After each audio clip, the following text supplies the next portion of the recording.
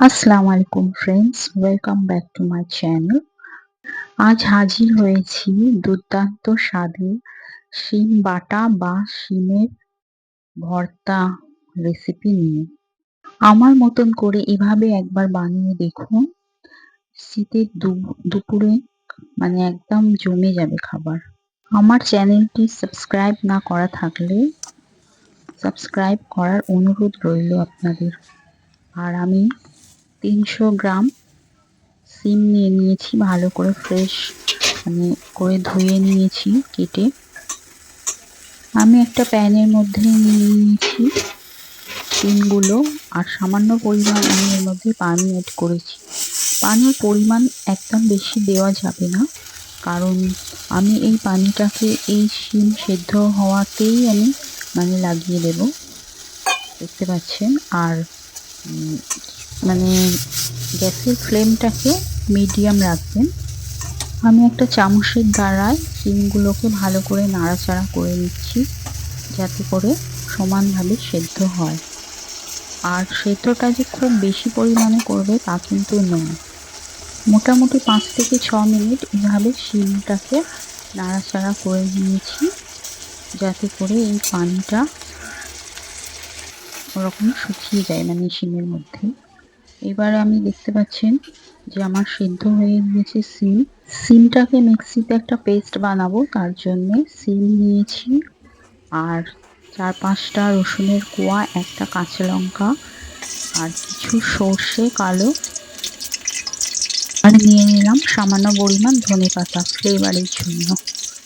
এদিকে আমার পেস্টটা তৈরি হয়ে গিয়েছে, আর এদিকে আমি একটা বড় সাইজের পেঁয়াজকে স্লাইস করে কেটে নিয়েছি। নিয়ে সর্ষের তেলের মধ্যে 3 থেকে 4 টেবিল চামচ সর্ষের তেলের মধ্যে আমি পেঁয়াজটাকে ভালো করে ফ্রাই করে নেব, কারণ এই সিম ভর্তার মধ্যে আমার পেঁয়াজ ভাজাটাও জরুরি, অত্যন্ত খেতে অনেক টেস্ট হবে। আমি ভেজে তুলে নিয়েছি পেঁয়াজটাকে, আর আমি তারপরে সামান্য আবার তেল অ্যাড করে ওর মধ্যে 1 চা চামচ পরিমাণ কালো জিরে নিয়ে নিয়েছি, 3টে শুকনো লঙ্কা নিয়ে নিয়েছি। আমি ভালো করে এবার এটাকে নেড়ে চেড়ে নেব। তারপর আমি শুকনো লঙ্কা একটা তুলে নিলাম, আর 2টো রেখে দিলাম। এর উপরে আমি বেটে রাখা শিমগুলোকে অ্যাড করে দিলাম। গ্যাসের ফ্লেমটাকে মিডিয়ামে রেখে এবার আমি এই সিমটাকে তেলের মধ্যে নাড়াচাড়া করব। আর হ্যাঁ, মনে রাখবেন যে এই সিম ভর্তাটা যেন সর্ষের তেলেই হয়, খেতে বেশি দুর্দান্ত লাগবে। আর এইভাবে আমি বারে বারে নাড়তে থাকবো। আমি এখন নুন অ্যাড করছি না, সিমের মধ্যে অনেকটাই পানি আছে, তো আমি কিছুক্ষণ পরে নুন অ্যাড করব। আমি এইভাবে 4 মিনিট ধরে ভালো করে নেড়ে চেড়ে পানিটাকে একটু শুকিয়ে নেব, দেখতে পাচ্ছি। এবার আমি এর মধ্যে সামান্য পরিমাণ নুন অ্যাড করব। নুনটা আপনাদের স্বাদ মতন দেবেন। এইভাবে আমি এখন নাড়তেই থাকবো,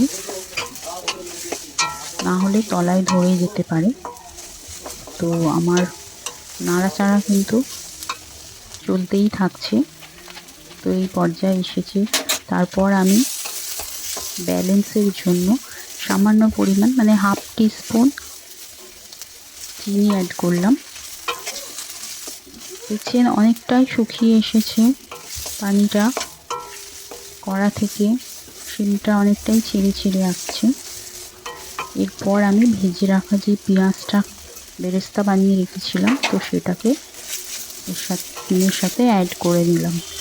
তারপরেও আমি ভালো করে ডিমের সাথে এগুলোকে মিক্সড করে নেব পেঁয়াজ ভাজাটাকে। পেঁয়াজ ভাজা দিয়ে সিম ভর্তা একবার করে দেখবেন ফ্রেন্ডস। এই শীতের দিন গরম গরম ভাত 1 থালা খেয়ে নিতে পারবেন। তো আমার কমপ্লিট হয়ে গিয়েছে শিমের ভর্তা বা সিম বাটা।